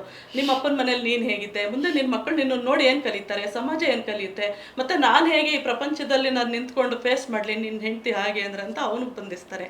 ಮತ್ತೆ ಮುಪ್ಪ ಆಗ್ತಿದ್ದಂಗೆ ಮಗ ಶುರು ಆಗ್ತಾನೆ, ಅಮ್ಮ ನೀನು ಹೀಗೆ ಇರಬೇಕು, ನೀನು ಅದು ಮಾಡಬಾರ್ದು, ಇದು ಮಾಡಬಾರ್ದು, ಹಾಗಿರ್ಬೇಕು, ಹೀಗಿರ್ಬೇಕು. ಅಂದ್ರೆ ಒಂದು ಸ್ವಾತಂತ್ರ್ಯವನ್ನ 3 ಹಂತದಲ್ಲಿಯೂ ಕಿತ್ಕೊಳ್ತಾನೆ ಹೋಗ್ತಾರೆ. ಪುರುಷ ಪ್ರಧಾನ ಅಂದ್ರೆ ಅವ್ರು ಏನ್ ಮಾಡ್ತಿರ್ತಾರೆ, ಮನೇಲೆ ಹೆಣ್ಮಕ್ಳಿಗೆ ತುಂಬಾ ಒಂದು ನಿಯಮಗಳನ್ನ ಹಾಕಿ ಬಂಧಿಸೋರು. ಇಲ್ಲೇನೆ ಹೊರಗಡೆ ಆದ್ರೆ ನೀನ್ಯಾರೋ, ನನ್ನ ಬದುಕು ನಾನು ಬದುಕ್ತೀನಿ ಅಂತ ಹೇಳ್ಬೋದು. ಆದ್ರೆ ಮನೇಲಿ ನಾವು ಹೇಳಕ್ಕಾಗಲ್ಲ. ಆಯಿತು ಅಂತ ನಾವು ತಣ್ಣಗಾಗಿ ಅದನ್ನು ಸಹಿಸ್ಕೊಂಡೇ ಹೋಗಬೇಕಾಗುತ್ತೆ. ಈ ಥರದ ಒಂದು ಬರಹಗಳನ್ನ ನಾವು ಮೇಡಮ್ ಅವರ ಥೀಮ್ಗಳಲ್ಲಿ ನಾವು ನೋಡ್ಬೋದು. ಅವರು ಈ ಥರ ಹೇಳಿರೋ ಅಂಥದ್ದನ್ನು. ಮತ್ತು ಇಷ್ಟು ದಿನ ಅವರನ್ನು ನಾವು ಬಾನು ಮುಸ್ತಾಕ್ ಅಂತ ಕರಿತಾ ಇದ್ವಿ, ಈಗ ಬೂಕರ್ ಬಾನು ಮುಸ್ತಾಕ್ ಅಂತ ಕರಿಬಹುದು. ಮತ್ತು ಮೇಡಮ್ ಅವ್ರಿಗೆ ನಾನು ಇಡೀ ಕನ್ನಡ ಜನತೆಯ ಪರವಾಗಿ, ಕನ್ನಡ ಭಾಷೆಯ ಸಂದರ್ಭದಲ್ಲಿ ಭಾರತದ ಪರವಾಗಿ ದೊಡ್ಡ ಅಭಿನಂದನೆಯನ್ನು ಅವರಿಗೆ ಸಲ್ಲಿಸ್ತಾ, ಮತ್ತು ದೀಪಾ ಬುಸ್ತಿ ಮೇಡಮ್ ಅವ್ರಿಗೂ ಕೂಡ ನಾನು ವಿಶೇಷವಾದ ಅಭಿನಂದನೆಗಳನ್ನ ಸಲ್ಲಿಸ್ತೀನಿ. ಇವತ್ತು ನಾವು ಅಲ್ಲಿಗೆ ಹೋಗೋಕ್ಕೆ ಇವರು ಮೆಟ್ಲಾಗಿದ್ದಾರೆ. ಇಬ್ಬರಿಗೂ ಧನ್ಯವಾದ. ಒಂದು ಜನಾಂಗದ ದ್ವೇಷ ಉಂಟಾಗುವಂತಹ ಕಾಲಘಟ್ಟದಲ್ಲಿ ನಾವಿದ್ದೇವೆ. ದೇಶಗಳ ನಡುವೆ, ರಾಜ್ಯಗಳ ನಡುವೆ ಒಂದು ಗಲಭೆ, ಕ್ಷೋಭೆ ಉಂಟಾಗುವಂತಹ, ಸಂಘರ್ಷ ಉಂಟಾಗುವ, ಯುದ್ಧ ಆಗುವಂಥ ಸನ್ನಿವೇಶದಲ್ಲಿ ನಾವಿದ್ದೇವೆ. ಈ ಸನ್ನಿವೇಶದಲ್ಲಿ ಗೌಡ್ರೆ, ಒಂದು ದೇಶದ ಸಹಿಷ್ಣುತೆ ಬಗ್ಗೆ, ಸೈರಣೆ ಬಗ್ಗೆ, ಜನಾಂಗದ ಹೊಂದಾಣಿಕೆ ಬಗ್ಗೆ ಕುರಿತಂತೆ ನಮ್ಮ ಲೇಖಕಿಗೆ ಬಂದಿರುವಂತಹ ಪ್ರಶಸ್ತಿ ಯಾವ ಮಟ್ಟದಲ್ಲಿ ನಮ್ಮ ಕನ್ನಡ ಸಾಹಿತ್ಯಕ್ಕೆ ಒಳಗೊಂಡ ಹಾಗೆ ಯಾವ ಮಟ್ಟದಲ್ಲಿ ನಮಗೆ ಖುಷಿ ಕೊಡುತ್ತೆ ಅಂತ? ಒಂದು ಮೊದಲನೇದಾಗಿ ಬಾನು ಮುಸ್ತಾಕ್ ಅವರ ಬರಹಗಳ ಹಿನ್ನೆಲೆ ಏನು ಅಂತ ಅಂದರೆ, ತಮ್ಮದೇ ಸಮುದಾಯದ ಒಳಗಿರ್ತಕ್ಕಂತಹ ಮೌಢ್ಯಗಳನ್ನು, ಕಂದಾಚಾರಗಳನ್ನು ಬಯಲಿಗೆಳಿತಕ್ಕಂತಹದ್ದು ಮತ್ತು ಅವುಗಳ ವಿರುದ್ಧ ಹೋರಾಟ ಮಾಡ್ತಕ್ಕಂತಹದ್ದೇ ಅವ್ರ ಇಡೀ ಸಾಹಿತ್ಯದ ಮುಖ್ಯ ಥೀಮ್. ಹೌದು. ಅದನ್ನು ನೋಡಿದಾಗ ನಮಗೇನಿಸುತ್ತೆ ಅಂತ ಅಂದರೆ, ಅವರು ಒಬ್ಬ ಜಾತ್ಯತೀತ ವ್ಯಕ್ತಿಯಾಗಿ, ಧರ್ಮಾತೀತ ವ್ಯಕ್ತಿಯಾಗಿ ನಿಮಗೆ ಕಾಣಿಸ್ಕೊಳ್ತಾರೆ. ಯಾಕೆಂದರೆ ನಮ್ಮೊಳಗೆ ಏನಿರುತ್ತೆ ಅಂದರೆ, ನಮ್ಮದೇ ಧರ್ಮಗಳನ್ನು ನಾವು ಟೀಕೆ ಮಾಡಬೇಕಾ, ಈ ಥರದ ಪ್ರಶ್ನೆಗಳು ಬಹುಪಾಲು ಜನಗಳಲ್ಲಿ ಹುಟ್ಕೊಳ್ಳುತ್ತೆ. ಆದರೆ ಅವನ್ನ ಮೀರಿ ಅವರು ಬರಹಗಳನ್ನು ಮಾಡಿದಂತಹದ್ದು ಒಂದು ದೊಡ್ಡ ಕೊಡುಗೆ ಅಂತ. ಅಲ್ಲಿಯ ಮೂಲಭೂತವಾದಿಗಳ ಹಿಡಿತವನ್ನ, ಮೌಢ್ಯತೆಯನ್ನ ಅವ್ರ ಬರಹಗಳ ಮೂಲಕ ಹೊರ ಹಾಕಿದ್ರು. ಅದೇನಾಯ್ತು ಅಂದ್ರೆ, ಬೇರೆ ಧರ್ಮದವರಿಗೆ, ಬೇರೆ ಜನಾಂಗದವರಿಗೆ ಅದು ಒಂದು ರೀತಿ ಬೆಳಕಾಯ್ತು, ದಾರಿದೀಪ ಆಯಿತು. ಈಗೂ ಉಂಟಾ, ಇದನ್ನ ಎದುರಿಸ್ಲಿಕ್ಕೆ ಸಾಧ್ಯತೆ ಇದೆಯಾ ಎನ್ನತಕ್ಕಂಥ ಒಂದು ಧೈರ್ಯ, ಆತ್ಮಸ್ಥೈರ್ಯ ಬೇರೆಯವರಲ್ಲೂ ಉಂಟಾಗಲಿಕ್ಕೆ ಇವ್ರ ಬರಹ ಮುಖ್ಯ ಕಾರಣ ಆಯಿತು. ಎರಡನೇದು, ಇವತ್ತು ಇಡೀ ಜಗತ್ತೇ ಒಂದು ರೀತಿ ಆತಂಕದಲ್ಲಿ ಮುಳುಗಿದೆ. ಜಗತ್ತು ಆತಂಕದಲ್ಲಿ ಮುಳುಗಲಿಕ್ಕೆ ಕಾರಣ ಏನು ಅಂತ ಅಂದರೆ, ಮೊದಲನೇದಾಗಿ ಅಸಹನೆ, ಅಸಹಿಷ್ಣುತೆ. ಎಲ್ಲಿ ಅಸಹನೆ ಇರುತ್ತೋ, ಎಲ್ಲಿ ಅಸಹಿಷ್ಣುತೆ ಇರುತ್ತೋ ಅಲ್ಲಿ ಜಾತಿಗಳು ಹುಟ್ಕೊಳ್ತವೆ, ಅಸ್ಪೃಶ್ಯತೆ ಹುಟ್ಕೊಳ್ತದೆ, ಧರ್ಮಗಳು ಹುಟ್ಕೊಳ್ತವೆ, ಕಂದಾಚಾರಗಳು ಹುಟ್ಕೊಳ್ತವೆ. ಈ ಎಲ್ಲವೂ ಸಹ ಸೃಷ್ಟಿಯಾಗ್ತಕ್ಕಂಥದ್ದೇ ಮೂಲ ಅದೇನೆ. ಆದರೆ ಇವರಿಗೆ ಬಂದಿರತಕ್ಕಂಥ ಪ್ರಶಸ್ತಿ ಇದೆಯಲ್ಲ, ನಾನು ನನ್ನ ಇದರಲ್ಲಿ ಫೇಸ್ಬುಕ್ಕಲ್ಲೂ ಅದನ್ನೇ ಹಾಕಿದ್ದೆ, ಇಡೀ ಭಾರತೀಯತೆಗೆ ಸಂದ ಗೌರವ ಅಂತ ನಾನು ಹಾಕಿದ್ದೆ. ಯಾಕೆ ಅಂದರೆ, ಭಾರತ ಬಹು ಸಂಸ್ಕೃತಿಗಳ ದೇಶ, ಇಲ್ಲಿ ಬಹು ಭಾಷೆಗಳಿವೆ, ಬಹು ಧರ್ಮಗಳಿವೆ, ಸಾವಿರಾರು ಜಾತಿಗಳಿದ್ದಾವೆ. ಎಲ್ಲರೂ ಇದು ವೈವಿಧ್ಯತೆಯಲ್ಲಿ ಏಕತೆಯನ್ನು ಸಾಧಿಸ್ಕೊಂಡು ಹೋಗ್ತಕ್ಕಂತಹ ದೇಶ ಭಾರತ. ಆದುದರಿಂದ ಇವರಿಗೆ ಬಂದಿರತಕ್ಕಂಥ ಪ್ರಶಸ್ತಿ ಇದೆಯಲ್ಲ, ಇದು ಬಹುಸಂಸ್ಕೃತಿಗೆ ಸಂದ ಗೌರವ, ಭಾರತದ ಏಕತೆಗೆ ಸಂದಂತಹ ಗೌರವ ಅಂತ ನಾನು ಭಾವಿಸ್ತೇನೆ. ಜಾತಿಯನ್ನು, ಧರ್ಮಗಳನ್ನು ಎಲ್ಲವನ್ನೂ ಮೀರಿದಂತಹದ್ದು ಈ ಪ್ರಶಸ್ತಿ ಇದು. ಹೌದು. ಇದೀಶ್ವರ್ ಸರ್, ಈಗ ಒಂದು ಕೃತಿ ಎಲ್ಲ ಕಾಲಕ್ಕೂ ನಿಲ್ಲುತ್ತೆ ಅಂತಂದಾಗ ಅದರ ಏನು ಒಂದು ಲಕ್ಷಣಗಳು ಅಂತಲೋ, ಅದರ ಪ್ರಭಾವ ಅಂತಲೋ, ಅದರ ಏನು ನಾವು ಪ್ರಭಾವಳಿ ಅಂತ ಕರಿತೇವಲ್ಲ, ಅದು ಹೇಗಿರುತ್ತೆ? ಯಾವುದೇ ಸಾಹಿತ್ಯ ಕೃತಿ ಒಂದು ಸಾರ್ವತ್ರಿಕವಾದಂಥ ಮತ್ತು ಇಡೀ ಸಮುದಾಯದ ಹಿತವನ್ನು ಬಯಸುವಂಥ ಕೃತಿಯಾದರೆ ಎಲ್ಲ ಕಾಲಪ್ರವಾಹವನ್ನು ಕೂಡ ಮೀರಿ ಅದು ನಿಲ್ಲಲಿಕ್ಕೆ ಸಾಧ್ಯ ಆಗುತ್ತೆ. ಹಾಗಾಗಿ ಸಾಮಾನ್ಯವಾಗಿ ಸಾಹಿತ್ಯ ಅನ್ನುವಂತಹದ್ದು ಎಲ್ಲ ಗಡಿರೇಖೆಗಳನ್ನು ಮೀರಿದಂತಹ, ಮಾನವತೆಯನ್ನು ಗೌರವಿಸುವಂತಹ ಒಂದು ಅದ್ಭುತವಾದಂತಹ ಶಕ್ತಿ ಸಾಹಿತ್ಯಕ್ಕೆ ಇದೆ ಅಂತ ಹೇಳಿ ನಾನು ಭಾವಿಸ್ತೇನೆ. ಆ ಕಾರಣಕ್ಕೋಸ್ಕರವಾಗಿಯೇ ಇವತ್ತು ಕನ್ನಡದ ಒಂದು ಎದೆಯ ಹಣತೆ ಅನ್ನುವಂತಹ ಒಂದು ಅನುವಾದಗೊಂಡಂತಹ ಹಾರ್ಟ್ ಲ್ಯಾಂಪ್ ಇವತ್ತು ಇಡೀ ಜಗತ್ತಿನ ಮುಂದೆ ಅದು ಗೌರವಕ್ಕೆ ಪಾತ್ರವಾಗಬೇಕಾದ್ರೆ ಕನ್ನಡ 6.5 ಕೋಟಿ ಕನ್ನಡಿಗರ ಒಂದು ಸಂವೇದನೆಗಳು ಇವತ್ತು ಸಿಕ್ಕಂತಹ ಒಂದು ಬಹುದೊಡ್ಡ ಗೌರವ ಅಂತೇಳಿ ನಾನು ಭಾವಿಸ್ತೇನೆ. ಸಾಮಾನ್ಯವಾಗಿ ಇವತ್ತು ಕನ್ನಡದಲ್ಲೇ ಬರೆದಂತಹ ಕಾರಣಕ್ಕೆ, ಕನ್ನಡ ಸಂಸ್ಕೃತಿಯನ್ನು ಗೌರವಿಸಿದಂತಹ ಕಾರಣಕ್ಕೆ, ಬಾನು ಮುಷ್ತಾಕ್ ಅವರ ಒಂದು ಬರಹಕ್ಕೆ ಸಿಕ್ಕಂತಹ ಮನ್ನಣೆ ಇದೆಯಲ್ಲ, ಅದು ಒಂದು ಸಾರ್ವತ್ರಿಕವಾದಂಥ ಒಂದು ಮೌಲ್ಯಗಳನ್ನು ಇಡೀ ಜಗತ್ತಿನ ಮುಂದೆ ಅನಾವರಣಗೊಳಿಸಿದಂತಹ ಕಾರಣದಿಂದ ಆ ಕೃತಿ ಅಲ್ಲಿ ಒಂದು ದೊಡ್ಡ ಗೌರವಕ್ಕೆ ಪಾತ್ರವಾಗುವಂತಹದ್ದನ್ನು ಕಾಣ್ತೇವೆ. ಅಲ್ಲಿ ಪಾತ್ರವಾಗುವುದರ ಜೊತೆಗೆ ಇಡೀ ಕನ್ನಡ ಭಾಷೆ ಮತ್ತು ಸಂಸ್ಕೃತಿಗೆ ಸಿಕ್ಕಂತಹ ಒಂದು ಅದ್ಭುತವಾದಂಥ ಒಂದು ಪ್ರಶಸ್ತಿ ಮತ್ತು ವಿಶೇಷವಾದಂಥ ಒಂದು ಗೌರವ ಅಂತೇಳಿ ನಾನು ಭಾವಿಸ್ತೇನೆ. ಆ ಮೂಲಕವಾಗಿ ಸವನಿ ಬಾನು ಮುಷ್ತಾಕ್ ಅವರ ಒಂದು ಬರಹಗಳ ಒಂದು ಸಂವೇದನೆ ಏನು ಅಂತ ಅಂದರೆ, ತಾನು ಕಂಡಂತಹ, ತಾನು ಬೆಳೆದಂತಹ, ತಾನು ಪ್ರತಿನಿತ್ಯವೂ ಕೂಡ ನೋಡ್ತಾ ಇರುವಂತಹ ಸಮುದಾಯದ ನೋವುಗಳೇನಿವೆಯಲ್ಲ, ಆ ಸಮುದಾಯದ ಸಂಕಟಗಳಿವೆಯಲ್ಲ, ಸಮುದಾಯದ ಸಂಕಟಗಳನ್ನೇ ಅವರ ಕಲಾತ್ಮಕವಾದಂಥ ಒಂದು ನೆಲೆಯಲ್ಲಿ ಸಾಹಿತ್ಯ, ಸಣ್ಣ ಕಥೆಗಳಿರ್ಬೋದು, ಕವಿತೆಗಳ ಮೂಲಕ ಇರ್ಬೋದು, ಅಥವಾ ಅನುವಾದದ ಮೂಲಕ ಇರ್ಬೋದು, ಅದನ್ನು ಅಕ್ಷರ ರೂಪಕ್ಕೆ ಇಳಿಸಿದಂತಹ ಒಂದು ಕಾರಣದಿಂದ ಅದು ಒಂದು ಶಾಶ್ವತವಾದಂತಹ ಒಂದು ಮೌಲ್ಯಗಳನ್ನು ಕಟ್ಟಿಕೊಟ್ಟಂತಹ ಕಾರಣಕ್ಕೆ ಇವತ್ತು ಭಾನು ಮಸ್ತಾಕ್ ಅವರ ಒಂದು ಬರಹ ಒಂದು ವಿಶ್ವದ ಗಮನವನ್ನು ಸೆಳೆದಂತಹ ಒಂದು ಕೃತಿಯಾಗಲಿಕ್ಕೆ ಕಾರಣ ಆಗಿದೆ ಅಂತ ಹೇಳಿ ಭಾವಿಸ್ತೇನೆ. ಏಕೆಂದರೆ ಸಾಹಿತ್ಯಕ್ಕೆ ಯಾವುದೇ ಒಂದು ಸೀಮೆಗಳಿಲ್ಲ, ಗಡಿಗಳಿಲ್ಲ. ಆ ಎಲ್ಲ ಗಡಿಗಳನ್ನು ಮೀರಿದಂತಹದ್ದು ಒಂದು ಸಾಹಿತ್ಯ ಅನ್ನುವಂತಹದ್ದನ್ನು ನಾವಿಲ್ಲಿ ಗಮನಿಸಬೇಕಾಗ್ತದೆ ಅನ್ನುವಂತಹದ್ದು ಬಹಳ ಮುಖ್ಯವಾದಂತಹ ಸಂಗತಿ ಅಂತ ಹೇಳಲಿಕ್ಕೆ ನಾನು ಬಯಸ್ತೇನೆ. ಒಂದು ಮಾತು, ಪೆನ್ಷನ್ ಮೊಹಲ್ಲಾದಿಂದ ಟೇಟ್ ಗಾರ್ಡನ್, ಹಾಸನದ ಪೆನ್ಷನ್ ಮೊಹಲ್ಲಾದಿಂದ ಲಂಡನ್ನಿನ ಟೇಟ್ ಗಾರ್ಡನ್ವರೆಗೆ ಬೆಳೆದಿರುವಂತಹವರು ಹೌದು, ನಮ್ಮ ಭಾನು ಮಸ್ತಾಕ್. ಹೌದು ಸರ್, ಹೌದು.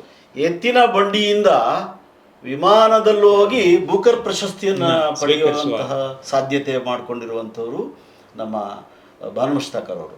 ಭಾನು ಮಸ್ತಾಕ್ ಅವರ ಬಗ್ಗೆ ನಿಮ್ಮ ಕೊನೆ ಮಾತೇನು ಮೇಡಮ್? ಶಾಂತ ಮೇಡಮ್. ಸರ್, ಭಾನು ಮಸ್ತಾಕ್ ಅವರು ಕೊನೆ ಮಾತು ಅಂತ ಅಂದರೆ ಅವರ ಮೊದಲನೇ ಮಾತೇ ಇದು ನಮಗೆ ಮೊದಲ ಅಡಿ ಇಟ್ಕೊಟ್ಟಿದೆ. ಮತ್ತು ಹೆಣ್ಮಕ್ಳನ್ನೆಲ್ಲ ಅವರು ಪ್ರೇರೇಪಿಸಿದ್ದಾರೆ. ಈಗ ನೀವು ಬರಿಬೇಕು, ನೀವು ಬರಿತೀರಾ, ನಿಮಗೆ ಬರೀರಿ, ನಿಮಗೆ ಸಾಧ್ಯ ಇದೆ ಅನ್ನೋದನ್ನು ನಮಗೆ ಅವರು ಪ್ರೇರಣೆ ಮಾಡಿದ್ದಾರೆ. ಮತ್ತು ಭಾನು ಮಸ್ತಾಕ್ ಅವ್ರನ್ನ ನಾವು ಒಳಹೊಕ್ಕು ನೋಡೋದಾದರೆ, ಅವ್ರ ಕಥೆಗಳಲ್ಲಿ ಓದಬೇಕಾದ್ರೆ ಆ ಕತೆ ನಂದೇ ಅಂತ ಅನ್ನಿಸ್ಬೇಕು. ಆ ಸ್ಟೋರಿ, ಆ ವಿಷಯ ಅದು ನಂದೇ, ಇದು ನಂದೇ ವಿಷಯನ ಅವರು ಬೇರೆ ಹೆಸರಲ್ಲಿ ಬರೆದಿದ್ದಾರೆ ಅಂತ ಅನ್ನಿಸ್ಬೇಕು. ಆ ಥರ ಅವ್ರ ಕಥೆಗಳು ನಮ್ಮನ್ನು ಪ್ರೇರೇಪಿಸ್ತಾ ಹೋಗ್ತವೆ. ಹೌದಾ, ಹೀಗೂ ಸಾಧ್ಯನಾ ಅನ್ನೋ ಥರಕ್ಕೆ. ಈಗ ಭಾನು ಮಸ್ತಾಕ್ನ ನಾವು ವೈಯಕ್ತಿಕವಾಗಿ ನೋಡೋದಾದರೆ, ಅವರು ಹೆಚ್ಚು ಕಮ್ಮಿ ನಾವು ಹಾಸನಲ್ಲಿ ಪರ್ದೆ ಹಾಕೊಂಡು ಓಡಾಡಿರೋದನ್ನ ನಾವು ನೋಡಿಲ್ಲ ಇಲ್ಲ ಮೇಡಮ್. ಅದಕ್ಕೆ ಬಹಳ ಮೂಲಭೂತವಾದ ಕಾರಣ ಏನು ಅಂತ ಅಂದರೆ, ಅವರ ಇಡೀ ಕುಟುಂಬದಲ್ಲಿ ಒಂದು ಪ್ರಗತಿಪರವಾದಂಥ ಆಲೋಚನೆ ಇದೆ.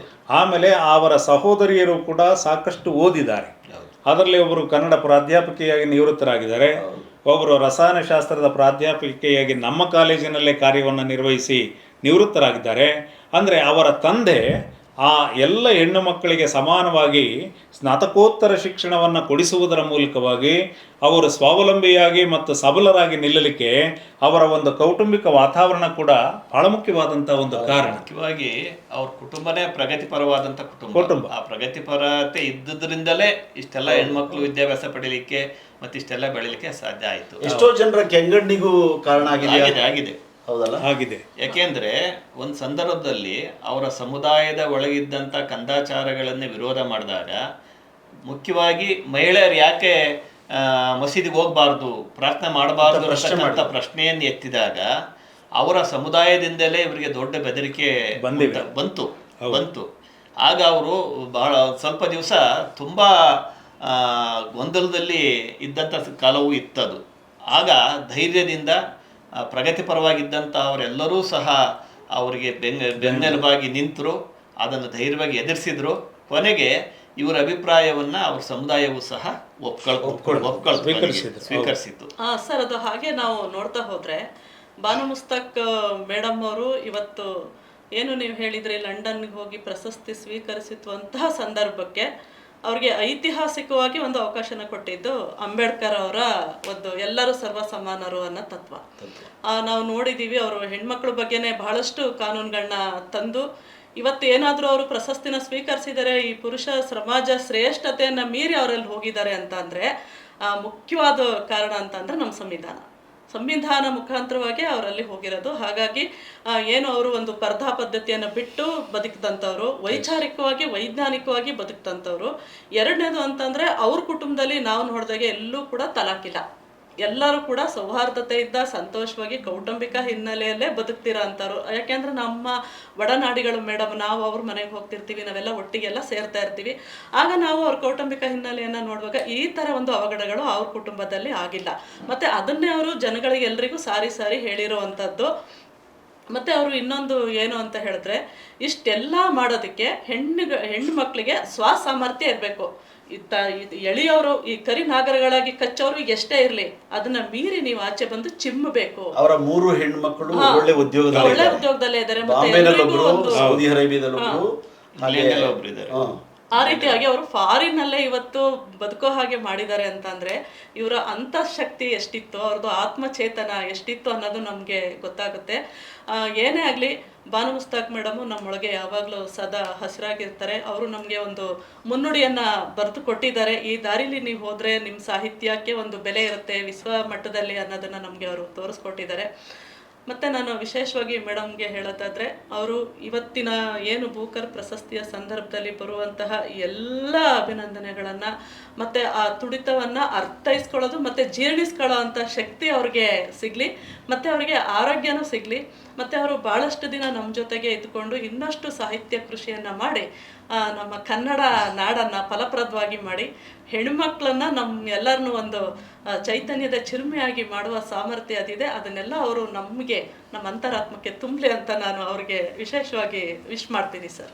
ವೀಕ್ಷಕ ಬಂಧುಗಳೇ, ಒಬ್ಬ ಕವಯಿತ್ರಿ ಕೆಲವೊಮ್ಮೆ ಎಂತಹ ಉತ್ಕೃಷ್ಟ ಕೃತಿಗಳನ್ನು ಬರೆದರೂ ಕೂಡ ಅದು ಬೆಳಕನ್ನು ಕಾಣಬೇಕಾದಾಗ ಅದಕ್ಕೆ ಒಂದು ಸುಸಂದರ್ಭ ಒದಗಿ ಬರಬೇಕು ಅಂತ ಕಾಣಿಸುತ್ತೆ.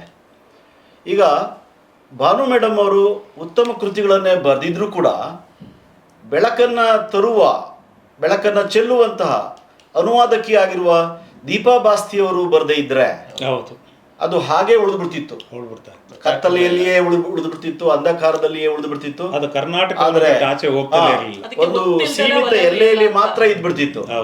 ಆದರೆ ಅನುವಾದಕಿಯಾಗಿರುವ ದೀಪಾ ಬಾಸ್ತಿಯವರು, ಮಡಿಕೇರಿಯವರು, ಅವರು ನಮ್ಮವರೇ, ಕನ್ನಡತಿಯೇ. ಆಕೆ ಅನುವಾದ ಮಾಡಿದ್ರಿಂದಾಗಿ, ಅಂತಹ ಸಮರ್ಥ ಅನುವಾದದಿಂದಾಗಿ ದೇಶದೆಲ್ಲೆಡೆ, ವಿಶ್ವದೆಲ್ಲೆಡೆ ಓದುಗರನ್ನ ನಿಜವಾಗ್ಲೂ ಸೃಷ್ಟಿ ಮಾಡಿದೆ ಅಂತ ಅಂದ್ಕೊಂಡಿದ್ದೀನಿ. ಓದುಗ ವಲಯ ಇನ್ನು ಹೆಚ್ಚು ಹೆಚ್ಚು ವಿಸ್ತೃತಗೊಳ್ತಾ ಹೋಗ್ತಾ ಇದೆ. ಅದು ಹಾಗಾಗಿ ಹೆಚ್ಚು ಒಂದು ವ್ಯಾಪಕವಾಗಿರುವಂತಹ ಒಂದು ಖುಷಿಯನ್ನ ನಮ್ಮ ಭಾನು ಮುಸ್ತಾಕ್ರವರು ತಂದು ಕೊಟ್ಟಿದ್ದಾರೆ. ಕನ್ನಡ ನಾಡಿನ ಜನರೇ ತುಂಬಾ ಖುಷಿ ಪಡುವಂತ ವಿಚಾರ. ಏನು ಒಂದು ವಿಚಾರವಂತರು ಸಾಹಿತಿಗಳು ಎಲ್ಲ ಸೇರಿ ನಾವಿಲ್ಲಿ ಸಂಭ್ರಮಿಸ್ತಾ ಇದೀವಿ. ಬಟ್ ಅವ್ರದ್ದೇ ಸಮುದಾಯದಲ್ಲಿ ಬೂಕರ್ ಅಂದ್ರೆ ಏನು, ಈ ಪ್ರಶಸ್ತಿ ಯಾರಿಗೆ ಬಂದಿದೆ, ಯಾಕೆ ಬಂದಿದೆ ಅನ್ನೋದು ಅವ್ರಿಗೆ ಇನ್ನೂ ಗೊತ್ತಿಲ್ಲ. ಅಂದ್ರೆ ಅವ್ರಿಗೆ ಏನು ಒಂದು ಶೈಕ್ಷಣಿಕವಾಗಿ ಕಡಿಮೆ ಅವ್ರಿಗೆ ಗೊತ್ತಿಲ್ಲದೆ ಇರೋದ್ರಿಂದ ಅವ್ರಿಗೆ ಇದ್ರ ವ್ಯಾಲ್ಯೂಸೇ ಅವ್ರಿಗೆ ಇನ್ನೂ ಗೊತ್ತಾಗಿಲ್ಲ. ಬಹುಶಃ ಅವ್ರಿಗೆ ನಿಧಾನವಾಗಿ ಹೇಳಿ ಅನ್ನೋ ನಂತರ ಅವ್ರಿಗೆ ಗೊತ್ತಾಗ್ಬಹುದೇನೋ. ಇದನ್ನ ನೋಡ್ಕೊಂಡಂತ ಅವ್ರ ಸಮುದಾಯದಲ್ಲಿರುವಂತವ್ರು ಅವ್ರ ಹೆಣ್ಮಕ್ಳನ್ನು ಈ ರೀತಿ ಬೆಳೆಸೋದಕ್ಕೆ ಅವರು ಇದನ್ನ ಒಂದು ಪ್ರೇರೇಪಣೆಯಾಗಿ ತಗೋಬಹುದು. ಖಂಡಿತ. ದೀಪಾ ಬಸ್ತಿ ಅವ್ರಿಗೆ ಬಗ್ಗೆ ಇನ್ನೊಂದು ಮಾತಾಡ್ಬೇಕು ಅಂದ್ರೆ, ಕಳೆದ ವರ್ಷ ಇದೇ ದೀಪಾ ಬಸ್ತಿ ಅವರಿಗೆ ಪೆನ್ ಪ್ರಶಸ್ತಿ ಸಿಕ್ಕಿತ್ತು. ಹೌದು, ಅನುವಾದಕ್ಕೋಸ್ಕರವಾಗಿ ಇದೇ ದೀಪಾ ಬಸ್ತಿ ಅವರು ಪೆನ್ ಪ್ರಶಸ್ತಿ ಅನ್ನತಕ್ಕಂಥ ಅಂತಾರಾಷ್ಟ್ರೀಯ ಪೆನ್ ಪ್ರಶಸ್ತಿಯನ್ನ ಪಡ್ಕೊಂಡ್ರು. ಈ ಒಟ್ಟಾರೆ ಒಂದೇ ಮಾತಿನಲ್ಲಿ ಹೇಳೋದಾದ್ರೆ, ಆರ್ಟ್ ಲ್ಯಾಂಪ್ ಎನ್ನತಕ್ಕಂಥ ಕೃತಿ ಇದೆಯಲ್ಲ, ಅದು ಹೃದಯ ದೀವಿಗೆ ಹೃದಯ ಹಣತೆ ಆದರೆ ಇಡೀ ವಿಶ್ವಕ್ಕೆ ಬೆಳಕನ್ನು ಚೆಲ್ಲಿದಂಥ ಹಣತೆ ಅದು ಅಂತ ನಾನು ಭಾವಿಸ್ತೇನೆ. ಹಣತೆ ಇಡೀ ವಿಶ್ವಕ್ಕೆ ಹಚ್ಚಿದಂಥ ಹಣತೆ, ಇಡೀ ವಿಶ್ವಕ್ಕೆ ಬೆಳಕನ್ನು ಚೆಲ್ಲಿದಂಥ ಹಣತೆ ಆರ್ಟ್ ಲ್ಯಾಂಪ್ ಅನ್ನತಕ್ಕಂಥದ್ದು ನನ್ನ ಒಂದೇ ಒಂದು ಮಾತಿನ ಅಭಿಪ್ರಾಯ. ಅನುವಾದ ಅನ್ನುವಂತಹ ಒಂದು ಅದ್ಭುತವಾದಂತಹ ಕಾರ್ಯದ ಮೂಲಕವಾಗಿ ದೀಪಾ ಬಸ್ತಿಯವರು ಇವತ್ತು ಕರ್ನಾಟಕಕ್ಕೆ ಮತ್ತು ಕನ್ನಡ ಸಾಹಿತ್ಯಕ್ಕೆ ಒಂದು ವಿಶೇಷವಾದಂಥ ಗೌರವ ಬರಲಿಕ್ಕೆ ಕಾರಣೀಭೂತರಾಗಿದ್ದಾರೆ. ಒಂದು ಕಡೆಯಲ್ಲಿ ಭಾನು ಮುಸ್ತಾಕ್ ಅವರಿಗೆ ವಿಶೇಷವಾದ ಅಭಿನಂದನೆಗಳನ್ನು ನಾವು ಹೇಳೋದ್ರ ಜೊತೆಗೆ ದೀಪಾ ಬಸ್ತಿಯವರಿಗೂ ಕೂಡ ಈ ಸಂದರ್ಭದಲ್ಲಿ ವಿಶೇಷವಾದ ಅಭಿನಂದನೆಗಳನ್ನು ಹೇಳ್ತಾ, ಎಲ್ಲ ಸಾಹಿತ್ಯ ಪ್ರೇಮಿಗಳು ಕೂಡ ಒಂದು ಕನ್ನಡದ ಕಡೆ ನೋಡುವಂತಹ ಒಂದು ಸನ್ನಿವೇಶ ಸೃಷ್ಟಿ ಮಾಡಿದಂತಹ ದೀಪಾ ಬಸ್ತಿಯವರಿಗೆ ನಾವೆಲ್ಲ ಕನ್ನಡಿಗರು ಕೂಡ ವಿಶೇಷವಾದ ಅಭಿನಂದನೆಗಳನ್ನು ಹೇಳೋಣ. ಈ ಮೂಲಕವಾಗಿ ವಿಶ್ವಪಥ ವಾಹಿನಿಯ ಮೂಲಕವಾಗಿ ಈ ಒಂದು ಕಾರ್ಯಕ್ರಮವನ್ನು ಬಿತ್ತರಗೊಳ್ಳಲಿಕ್ಕೆ ಕಾರಣೀಭೂತರಾದಂತಹ ಸಂಪಾದಕರಾದಂತಹ ಸನ್ಮಾನ್ಯ RP ವೆಂಕಟೇಶ್ ಮೂರ್ತಿಯವರಿಗೆ ಹಾಗೂ ಈ ಕಾರ್ಯಕ್ರಮವನ್ನು ನಡೆಸಿಕೊಡ್ತಾ ಇರುವಂತಹ ಸನ್ಮಾನ್ಯ ಸಾಹಿತಿ ಮಿತ್ರರಾದಂತಹ ಸನ್ಮಾನ್ಯ TH ಅಪ್ಪಾಜಿಗೌಡರವರಿಗೆ ವಿಶೇಷವಾದಂತಹ ಧನ್ಯವಾದಗಳನ್ನು ಹೇಳಲಿಕ್ಕೆ ನಾನು ಬಯಸ್ತೇನೆ. ವಿಶ್ವಪಥ ಬಳಗದ ಎಲ್ಲ ಸ್ನೇಹಿತರಿಗೂ ಹೃದಯಪೂರ್ವಕವಾದಂಥ ಧನ್ಯವಾದಗಳು.